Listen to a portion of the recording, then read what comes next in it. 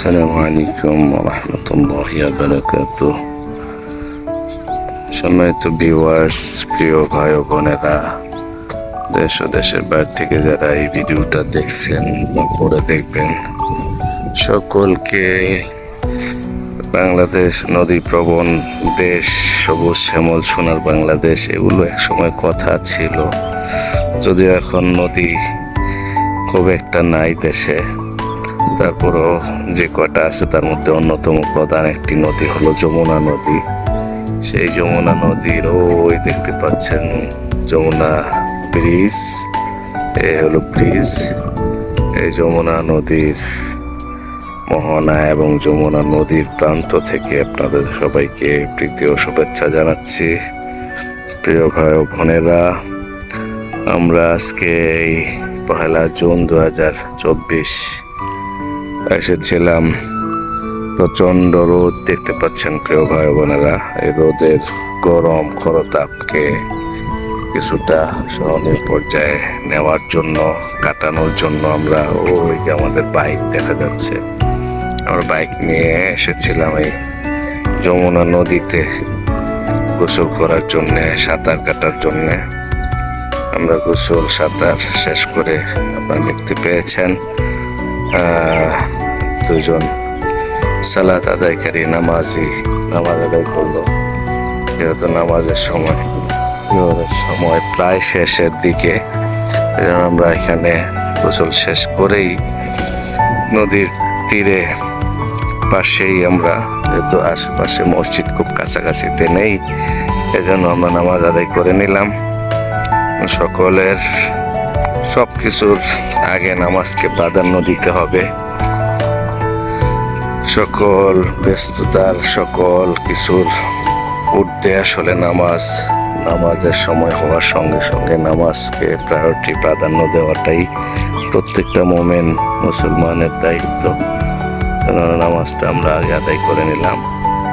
এখন আমরা ইনশাআল্লাহ আস্তে আস্তে রওনা দেব বাড়ির দিকে।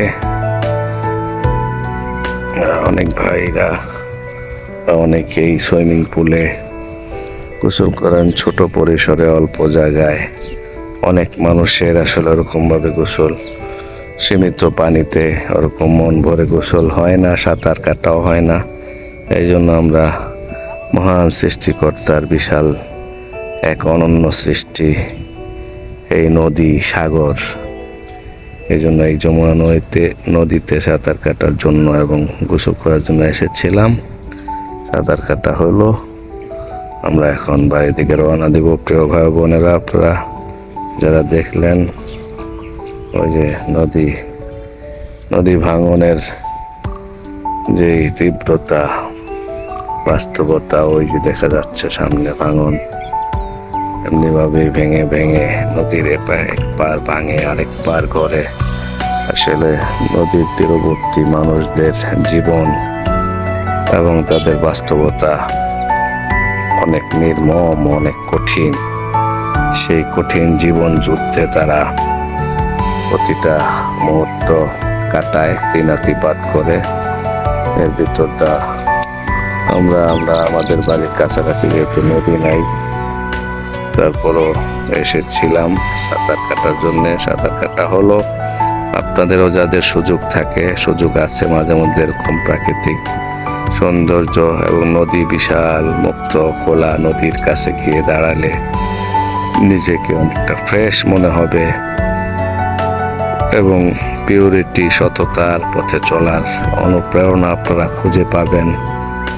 আর সেইটা খোঁজার জন্যেই মূলত আসলে সফর, ভ্রমণ, ট্যুর করা।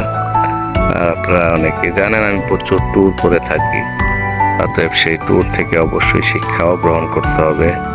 সেই শিক্ষা যেন গ্রহণ করতে পারি, আপনারাও যেন বেশি বেশি ট্যুর করতে পারেন, এই কামনা জানাই। সবাই আমার জন্য দোয়া করবেন, আমিও সকলের জন্য দোয়া করি। আসসালামু আলাইকুম ওয়া রাহমাতুল্লাহি ওয়া বারাকাতুহু।